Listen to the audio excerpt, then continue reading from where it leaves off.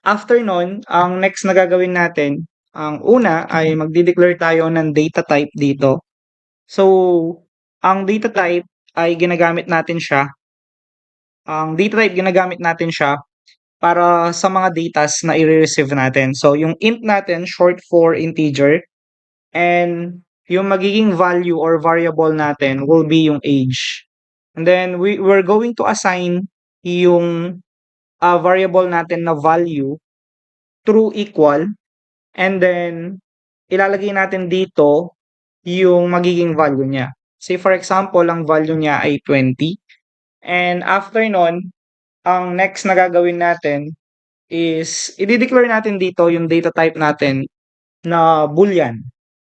And then magkakaroon tayo dito ng variable na is adult. Then after nun,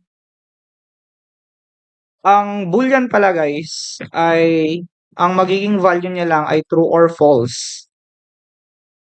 Usually pinapakita sa program yan na ones and zero lang. So yun yung equivalent niya. Then sa is adult boolean natin, equal natin siya ngayon sa magiging variable na age natin. So sa variable na age, ang gagawin natin ay greater than equal to 18 tayo. So chine-check lang natin dito kung ang age natin ay greater ba siya sa 18 or equal ba siya sa 18. As you can see, ang age natin value will be 20. So obviously, naka-true yung program natin dito. Now, kapag ginawa natin ay nag-cout tayo dito ng variable na is adult, then nag-semicolon tayo or lalagay tayo ng end line dito, then semicolon.